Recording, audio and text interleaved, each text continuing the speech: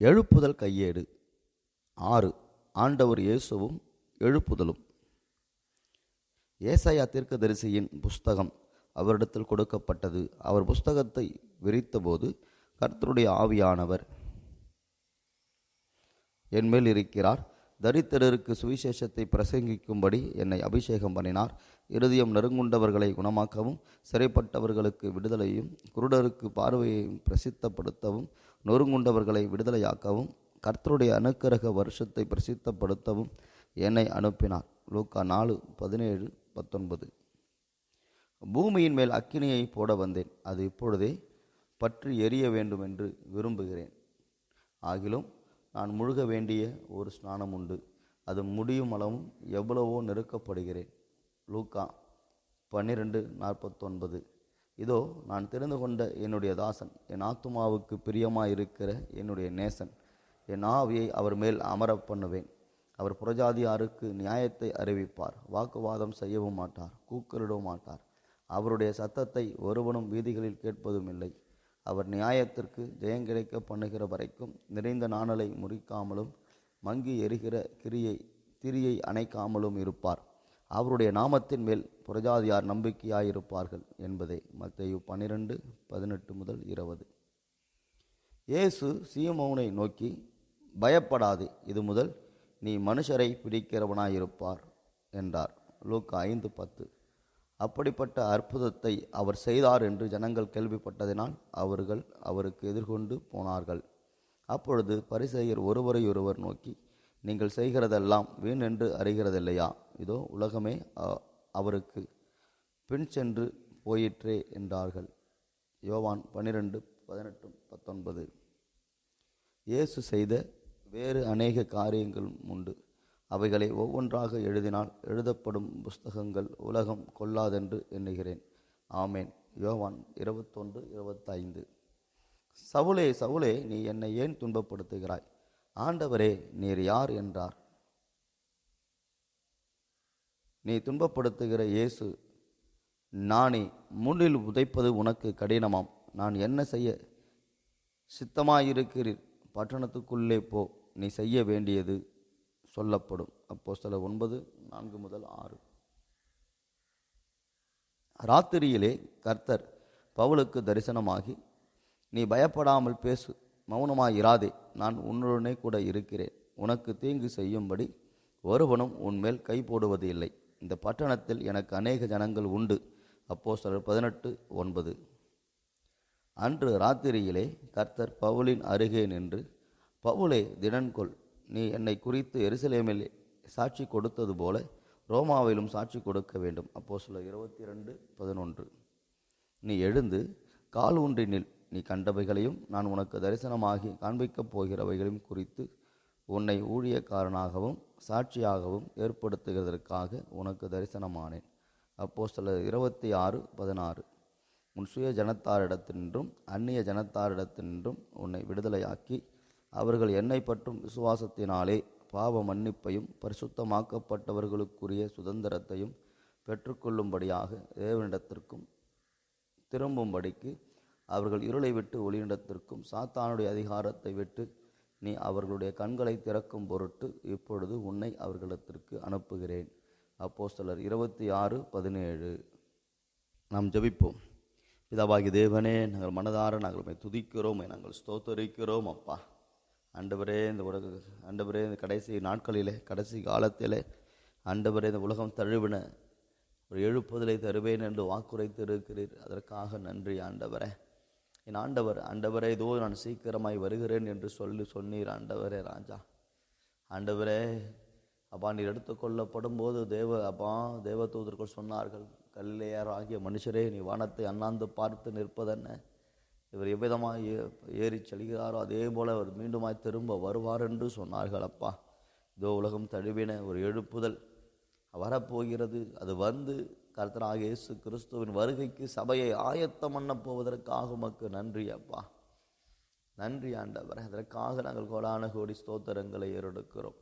என் தேவனே, உலகத்தை உண்டாக்கின தேவனாகிய கர்த்தர் அதை இயேசுவின் மூலமாய் உண்டாக்கினீர் ஆண்டவரே. ஆண்டவரே, உலகத்தை இயேசுவின் மூலமாய் வார்த்தையின் மூலமாய் உண்டாக்கின தயவுக்காக நாங்கள் மனதார நாங்கள் ஸ்தோத்தரிக்கிறோம் அப்பா. ஆண்டவரே அப்பா, பழைய ஏற்பாட்டு நாட்களிலும் எழுப்புதல், ஆண்டவரே அநேக எழுப்புதல்கள் நடந்தது. கர்த்தருடைய தூதனானவர் என்கிற பெயரிலே இயேசுவானவர் ஆண்டவரே செயல்பட்டதை, மனிதர்களோடு கூட தொடர்பு கொண்டதை நாங்கள் வேதத்திலே நாங்கள் பார்க்கிறோம். ஆண்டவரே, பெந்தெகோஸ்தே நாளுக்கு முன்பாக இயேசு பூமியிலே வாழ்ந்த இந்த நாட்களிலே இயேசுவானவர் நேரடியாய் பரிசுத்த ஆவியானவர் துணை கொண்டு ஆண்டவரே அவர் பூமியில் வாழ்ந்த அந்த 3.5 வருட கால ஊழிய பாதையில் எத்தனையோ அற்புதங்களையும் அடையாளங்களையும், ஆண்டவரை சுகமளித்தலையும் விடுதலையும் பேய்களை துரத்துதலையும், ஆண்டவரை மரித்தோரை எழுப்புதலையும், ஆண்டவரே பாவிகளை மனந்திருப்பியதையும் ஆண்டவரே அப்பா நாங்கள் பார்க்கிறோம் அப்பா. தேவனே, நீர் வாழ்ந்த நாட்களில் இந்த 3.5 வருட காலத்தில் எத்தனை அற்புதங்கள், எத்தனை அதிசயங்கள், எத்தனை ஆச்சரியமான காரியங்களை என் இயேசுவானவர் நீர் செய்தீர். அதற்காக நாங்கள் மனதார நாங்கள் ஸ்தோத்தரிக்கிறோம் அப்பா. அதற்காக மனதார நாங்கள் ஸ்தோத்தரிக்கிறோம். சர்வ வல்லமையுள்ள தேவனே, உம்மை நாங்கள் மகிமைப்படுத்துகிறோம். இயேசுவானவரை உம்மை மகிமைப்படுத்துகிறோம்.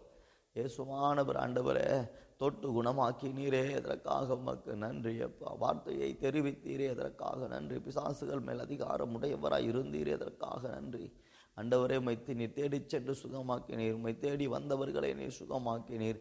ஒவ்வொரு தனிப்பட்ட மனிதனுடைய தேவைகளை சந்தித்தீர் அம்மா. தேவனே, அவர்களுடைய சுக துக்கங்களிலே ஆண்டவரே நீர் பங்கெடுத்தீர். அவர்களோடு சேர்ந்து நீரும் அவர்கள் கஷ்டங்களிலே கண்ணீர் விட்டீர். அவர்களுக்காக பிதாவினிடத்தில் வேண்டிக் கொண்டீர். அதற்காக நாங்கள் ஸ்தோத்தரிக்கிறோம் ஆண்டவரே ராஜா. ஆண்டவரே, பூமியில் வாழ்ந்த நாட்களில் இந்த 3.5 வருட காலங்கள் இதுவரை யாரும் செய்திராத அப்பா, உலகம் கொள்ளாத காரியங்கள் செய்யப்பட்டது என்று வேதம் சொல்கிறதப்பா.